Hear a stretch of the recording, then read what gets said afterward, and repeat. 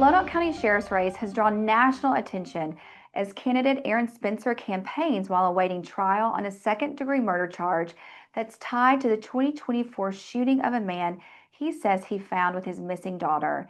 Aaron Spencer joins us today on Conduit to talk about his campaign and while he's focused on accountability, child protection, and restoring trust there in Lonoke County. Aaron, thank you so much for joining us on Conduit. I know that right now, with just a few days left in your campaign, there's a lot going on. But I know that our viewers would love to hear from you. So first, just tell us a little bit about yourself and how long you've lived there in Lonoke County and your family and that sort of thing. Well, thank you so much for having me. Yeah, I moved to Arkansas in 2012 after I got out of the military. I did 4 years with the 82nd Airborne down in Fort Bragg, and after that, I got out, became a judicial marshal for the state of Connecticut. And the wife and I decided that we were going to raise our children in Arkansas because that's where she's from. And so we moved down here in 2012 to Ward, and I got into construction and then transferred over to doing management at Central Laundry Equipment right here out of our own county. I was there for about 6 years, where I did their parts and service department, helped revamp the parts department with inventory, helped implement a new computer system for inventory tracking, as well as service records and our service technicians. And from there, we decided that we were going to move down to Florida for a few years because my wife had a new job opportunity. Okay. And we got down there, and that was right around the time of COVID. And Mm, so we ended up buying a 10-acre farm and decided to get into homesteading. And so we awesome. did that, and until her father became a little more ill than he was when Mm, we left. And so we decided to go ahead and sell the farm, move back here to Arkansas, and take care of him while he was on hospice. mm, And that kind of brings us to here where we're at now. yeah. So, Yeah. You mentioning that you moved to Florida during COVID, that was probably like the best state that you guys could have moved to yes, during that very time. beneficial. Yeah, very Yeah. beneficial. Yeah. Uh-huh. Well, as I mentioned in the intro, you're facing a second degree murder charge there in Lonoke County. I know so many people here in Arkansas and really across the country are very familiar with what you and your family are going through right now. I also know that you can't talk that much about it, but just walk us through the events that led up to that charge. And also, too, you're awaiting a trial date while also running for county sheriff there. Talk to us about that. Well, the events in 2024 were very tragic of what happened to our daughter, Yeah. to our family. Um, and, at the end of the day, I did what any good father would do to protect myself and my child. Um, and, we were really hoping to have the trial over with before the primary elections, but we saw a lot of inconsistencies and lack of transparency with what was going on with that trial. And so, we filed some motions on behalf of ourselves and the rest of the people of Arkansas to make sure that everyone's constitutional rights are upheld. And, the Supreme Court judged on that, and, they decided that there was a massive amount of lack of transparency. And so, they removed the judge from the case, and we have uh, a hearing coming up in March to set a new trial date. From the beginning, that's all we wanted was a transparent trial. And so I'm confident that that's what we'll get. I'm also very confident in my legal defense. We have a great team working on this. So, I'm excited to see what the outcome is, and I would definitely implore all people to come to my trial and see it for themselves. Um, Whenever you decided to run for county sheriff, was it something that you thought about before 2024, or once you really, kind of saw the underbelly of everything that was happening and what your family was going through there in Lonoke County, is that what prompted you to decide to jump in and try to course correct things there? Well, yeah, I never had any aspirations to run for a public office. I was very content with my life that we have built here with our family, raising birds and breeding livestock, guardian dogs, I have a wood shop. And so, you know, we try to be as self-sufficient as possible. Um, I've been actually for years trying to get as much out of the spotlight or off the grid, as you would say, Yeah, but it was definitely I would say that would be the catalyst to why I decided to run for sheriff was not just with my case, that gave me a very deep inside mm, look of how investigations are done, yeah, how the sheriff's department is ran. And it's not just the sheriff's department, this is a systematic issue that we're having here in Lonoke County. mm, We have issues in our judicial system. We have issues with the bond schedule. There's a lot of stuff going on here. And during that time of working through my case, we've had roughly 80 or so people reach out to us, and they have shared their own cases, their own in runs with the with law enforcement here, and the stories that I have heard are quite mm, tragic. yeah, Um, and it's not necessarily that it's not a deputy problem, it's a leadership problem that we're mm, having here. I think there's a lot of complacency. I think there's a lot of lack of transparency. There's a lot of policy violations. So it's just, you know, we have everything from bad investigations going on to massive issues in the jail. It's once something happens, the Band-Aid kind of gets ripped off, and people are like, you know what, that's it, I've had it. mm, Here's my story, this is what's happened. Here's my documentation. wow. So we've seen a lot that's going on there.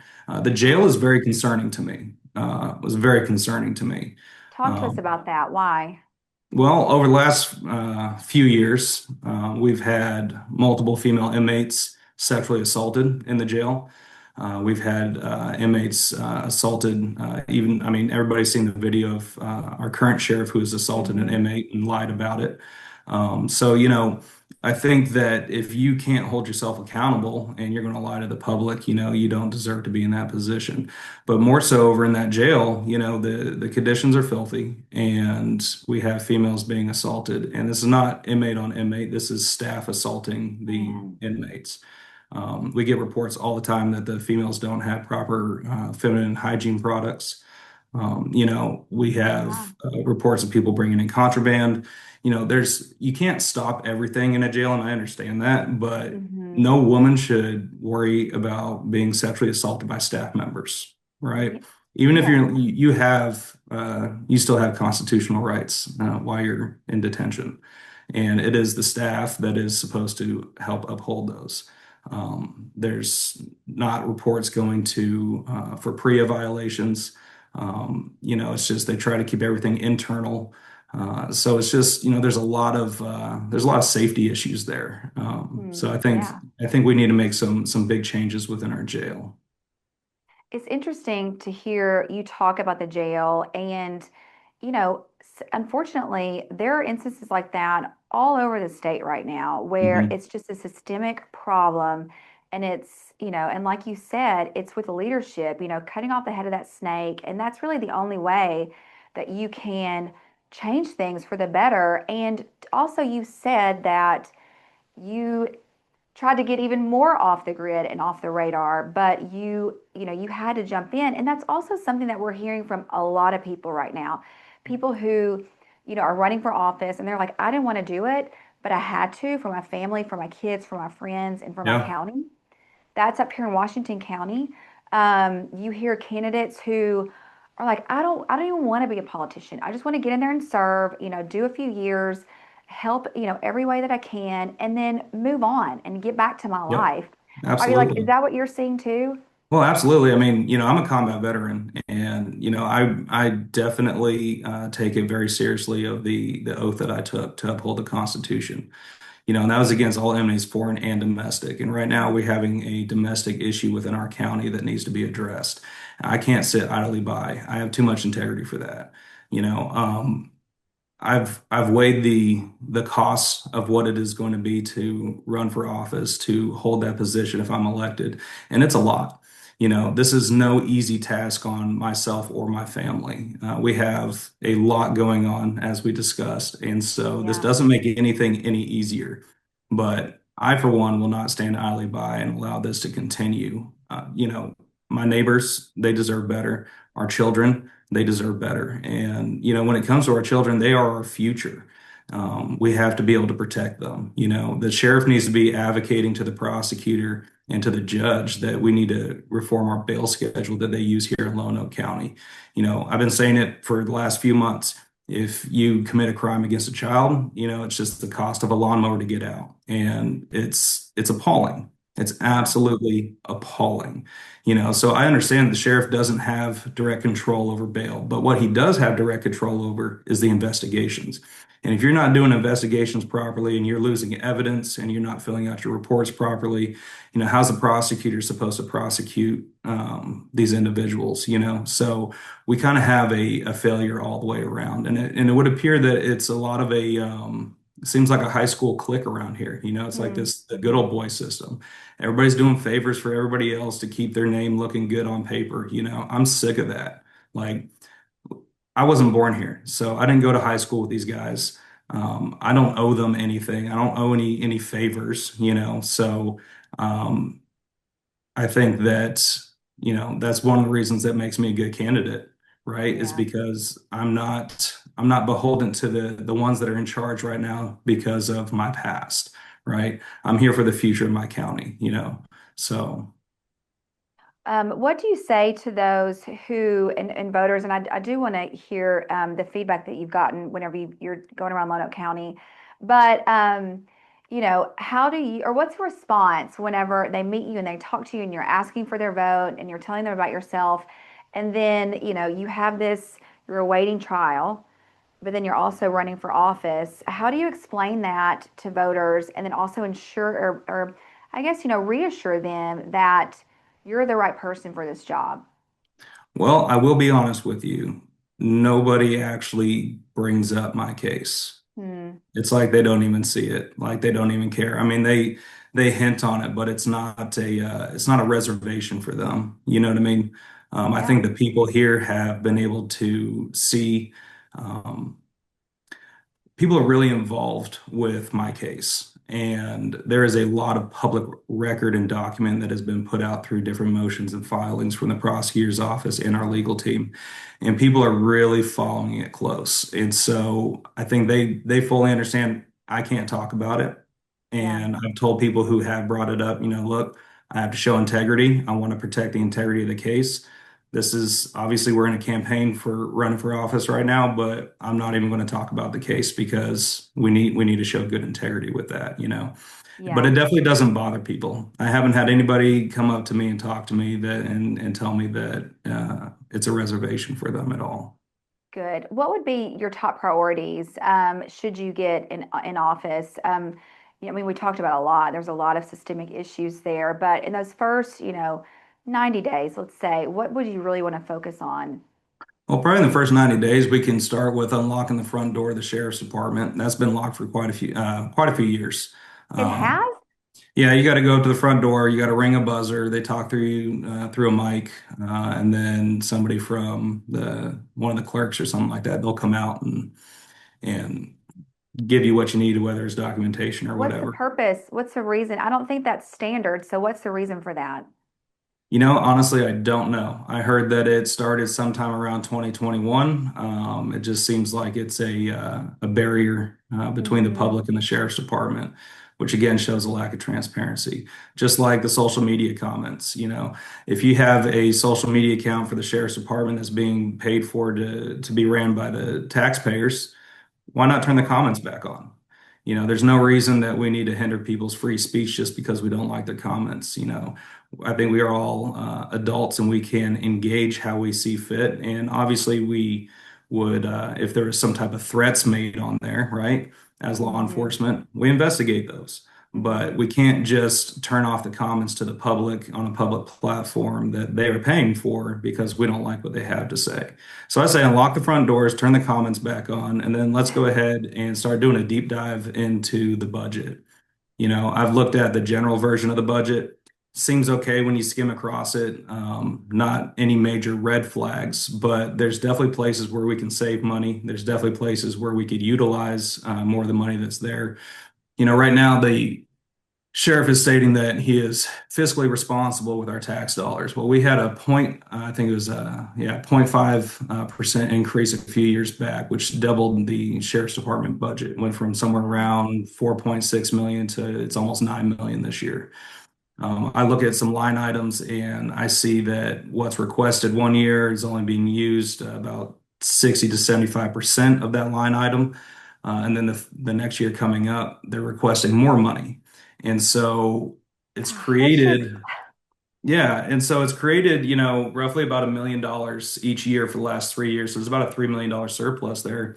Um, and I'm not sure how that's exactly fiscally responsible. I understand that if mm, you find a vendor along the way through that budget year that you can get a discount at or something like that for the same product, great, you're saving money. But if you're only, using mhm, 75% of a line item and then requesting more money for that same line item the next year, you're just hoarding taxpayer dollars at that point, right? You're yeah, increasing taxes, and that doesn't seem fiscally responsible to me. The other side of it is if you have a $3 million carryover or a surplus right now, why aren't we hiring more deputies? Why aren't mhm, we doing more training? Why aren't we setting the bar higher so that our deputies can be successful and move up through the ranks? There's a lot I think that could be done on the financial side of where we can move some stuff around that mhm, will benefit the jail, will benefit the deputies, and then that's going to ultimately benefit the citizens, right? Because we want to have top tier deputies working there. We want to yeah, create a good environment that's not toxic, And so I think that if we were maybe a more attractive sheriff's department, we'd have more high caliber individuals that would want to come work for us. I think we should also look at the pay, right? The pay is, in my opinion, it's a little low for oncoming deputies, And I yeah, understand when you hire a deputy, I'd say out here it's probably roughly, about 160,000 to bring a new deputy on each time because you got to have equipment, yeah. payroll, a vehicle, those are all costs in the upfront. But we have money sitting there that we can bring some deputies on. Um, and I think that we should be utilizing that money. I Yeah. don't really agree with the whole use it or lose it type of situation in I was here. just thinking that. And Yeah. here it doesn't That's seem like they rampant a do lot of lose it. places. So, Yeah. I think there's some more appropriate ways that that money could be spent for personnel. Yeah. But training, that's going to be a big thing. I've heard that the state minimum's 24 hours a year, right? And uh, our current sheriff says that they are doing 40 hours a year. So, they double the state minimum. My question would be, what are you doing the other 51 weeks of the year? Right? If we're only doing Yeah. 30 minutes of training a week, that sounds like a roll call meeting to me, Yeah. Um, and I've seen within my own case and many other cases, the I would say the lack of training when it comes to doing, especially investigations, Mm, because those are the most important part there. mm, I love the patrol side of it. Those are our first responder frontline mhm. guys. We have to protect them. We have to give them, the best equipment that we can afford and the best training that we can afford. But when it comes to the investigations, it's lacking. Everything from how they're done to accountability. It's damaging to the department and it's overall damaging to the community. Is there an issue there in Lonoke County with recruitment, getting people to come work in those positions? From what I hear through the community and through officers that have left the department, that it's a very toxic environment at the leadership level. People Mhm. don't want to work there. Oh my gosh, if the females are have to worry about their safety going to work, I would say that's a toxic environment. No, absolutely. And it's not just Yeah. the inmates. I've spoken to quite a few females deputies who have left there as well. Hmm. It's a quid pro quo type of situation there Yeah. for advancement and everything else. So, it's got to stop. Yeah. Maybe create the environment where people want to come. Absolutely. Correct me if I'm wrong, and I could be way off on this. There has been a statewide campaign for the proposed prison in Franklin County, and a number of sheriffs and law enforcement officers have done, promotional videos for the governor about her proposed prison. Was the Lonoke County Sheriff involved in that? I have, like, be careful how I answer that. I'm not 100% sure. I know that Okay. he holds the role as the president of the Sheriff's Association, so I would think that he has been involved in those meetings. I've seen pictures online with him and the governor. Um, I don't know if he is in full support of it or not. I'm not going to speak on his behalf. Sure. I mean, I think that, What are your thoughts on all of that? you know, kind of goes back to that whole budget thing. How are we spending the money, right? And are we Yeah. choosing the best sites for these things, right? I think that there's not a overcrowding issue in the Lonoke County Jail right now. And if that becomes something after this interview, it's because they're trying to fill it to make it look that way. Hmm. We're picking up a lot of, excuse me, we're picking up a lot of individuals for, little nickel and dime bag things of dope, right? But we're Okay. not picking up the drug dealers. We're not Okay. picking up the drug traffickers, right? We have our jail has primarily drug addicts that get picked up versus the ones that are dealing them or violent offenders. And so, you know, I'm not sure why we're filling our jail with just those individuals because I know Hmm. that they're not the only criminals in our county. Yeah. Um, I wouldn't say that we have a overpopulated jail though. Okay. So when it comes to the needs of that, I would say that probably the money would be better spent revamping and doing additions to our county jails to Yeah. facilitate the needs versus doing another max prison. Hmm. Because if I remember correctly, and I could be wrong, correct me if I'm wrong, the big push behind it was that we need a bigger jail so that we can basically hold people on drug offenses. Yeah. Yeah. I Um, don't know exactly all of the offenses. That's one of them, but just that they don't have the space right. that, county jails, everything else is maxed out. And that was, and then of course they had that Protect Arkansas Act of 2023, and so that's what's catapulted it along. um, but yeah, I mean, one of the main things that you hear is sheriffs who have done the campaign for the governors, well, we're overcrowded, we don't have any place to Mhm. put these guys, and so it's just always really interesting to me to hear. You have also proposed and talked about what you're calling the SAFE unit, I believe, the Sexual Assault and Family Endangerment Unit. Yes. Tell our viewers, what that is. How would that be different than other, I guess, units, or do we even have things like this right now in your county and across the state? And then, of course, how would you budget and pay for it? Well, right now we don't really have anything that's designed like this. I think at Lonoke County we have one or two deputies that are assigned to somewhat of like a task force or trained Okay, a little yeah. differently to deal with child crimes. Typically, they work with like state police and things. This unit, I think, needs to be established because it all ends up going through CID right now through investigations. And I think we need to alleviate some of the workload that's in CID so they can focus on other things, right? And I think that with the safe unit, it's gonna go ahead and handle sexual assaults and domestic batteries, primarily with children. Is Hmm. going to be the main focus because we have a massive problem right now here in Lonoke County where for some reason we've become a safe haven for individuals that are preying on children. Within that unit, it's going to also encompass the sex offender registry from the sheriff's department and sex offender compliance checks. And then also it will have chat operations to go after crimes against children, child Yeah. pornography, things like that.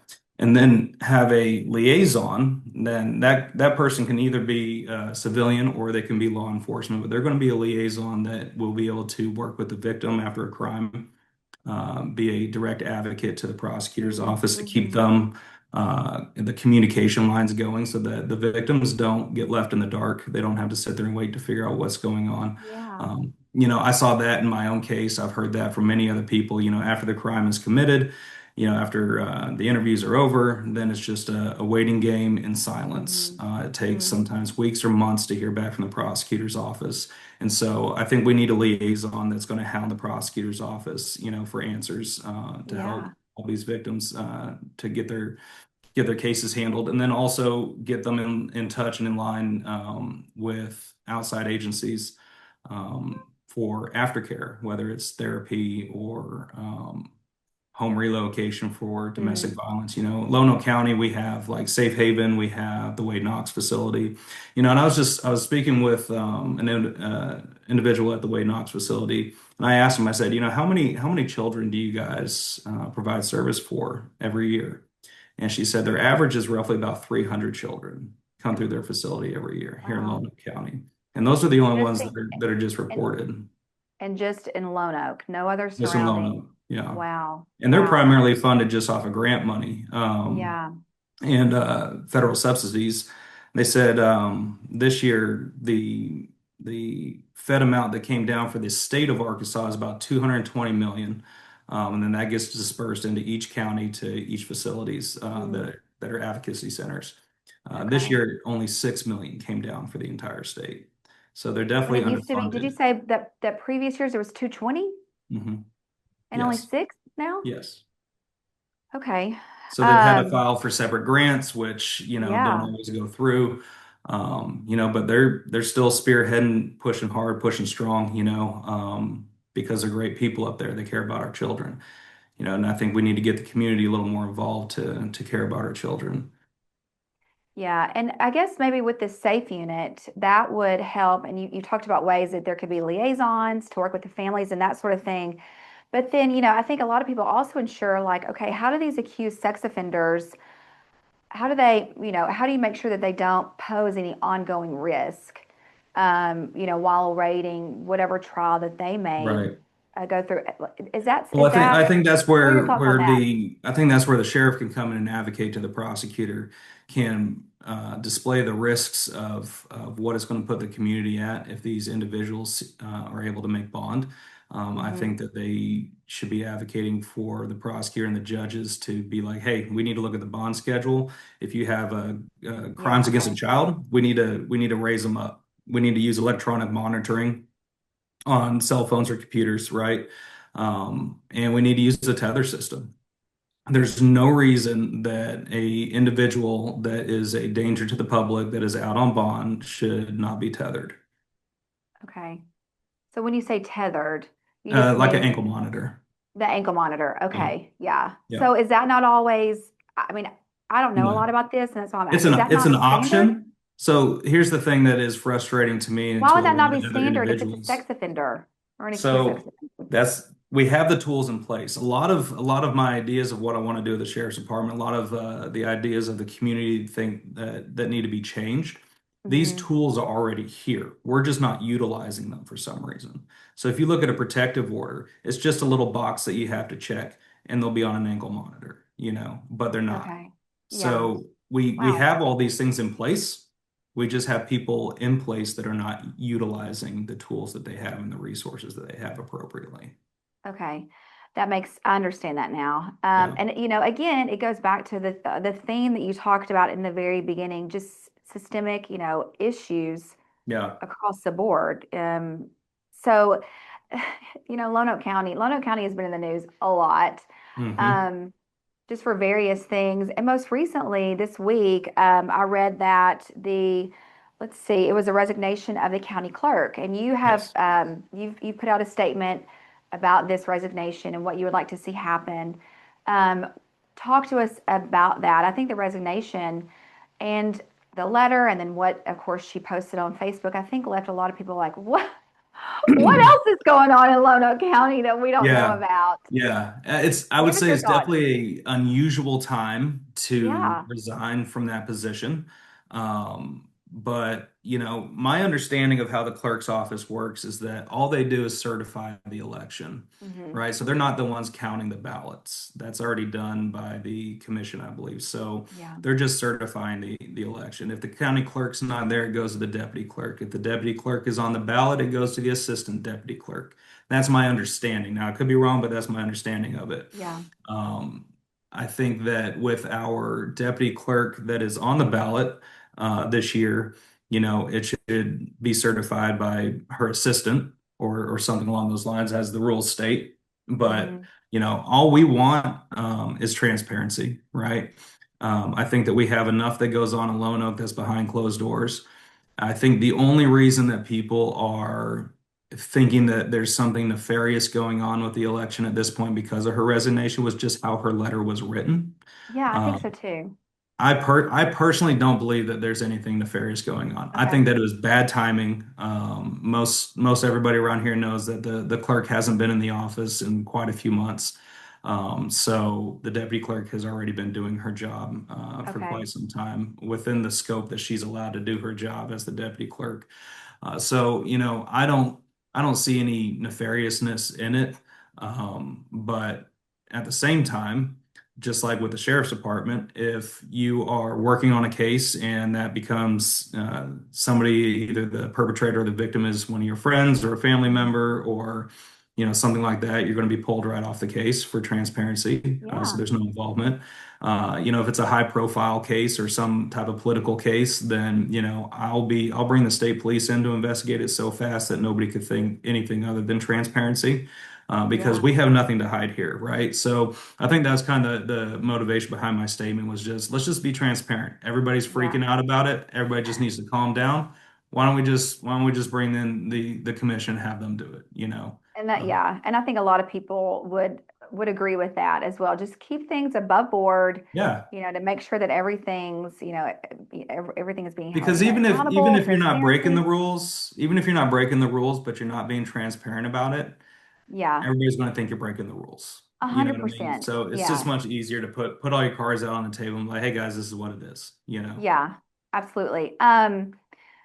As I mentioned earlier, election day. So early voting has been going on for a number of days. I was looking at Lonoke County, and the early voting numbers there are very interesting. And to me, Very. it shows they're much higher than they've ever been. And you also have Yes. first-time primary voters as Yes. well in that county. So, I have my assumptions on what that may mean, but whenever you look at those numbers, what do you think? I think it's great that people are getting out for change. Hmm. I think it's great that people are getting out to do their civic duty. I would say it's definitely for change because you typically don't see those numbers in early voting, especially here. I think right now it's roughly double the amount from 2022. Yeah. I think in some of the areas, over 50% of those votes are all new voters. And so, like even myself, I gotta bring my son for the first time to vote this year. It Awesome. was it was a great privilege. Yeah. So the numbers are looking really good. They're looking really high for our county, and I think that that is a direct reflection of what the people want. I think that people are ready for change. I think Yeah. that people are ready for new leadership, and I'm not going to say that it's because of me or my campaign or anything like that. But I think overall, people have woken up this year and they realize what was actually going on in their county. It's easy to keep your head in the sand and go about your daily life because it doesn't affect you directly. But once it starts affecting you directly, or somebody starts to expose what's really happening, uh, people notice that, and they're definitely ready to make a difference this year. For those in Lonoke that haven't gotten out to vote, Lonoke County, they haven't gotten out to vote, what would you want people to know from now until March 3rd about your campaign? Well, I'm running on transparency and accountability, and I'm hoping to bring a lot of accountability to Lonoke County. Our children deserve it, our neighbors deserve it, our families deserve it, our future deserves it. And it's time that we start protecting our children. So get out and Um, vote. yes, absolutely. And a website or a way to contact you from now until then? Yeah, I have a Facebook page, Aaron Spencer for Lonoke County Sheriff, and then I also have a website, which is spencerforsheriff.com. Aaron, I'm really thankful that you took the time out to talk to Conduit today.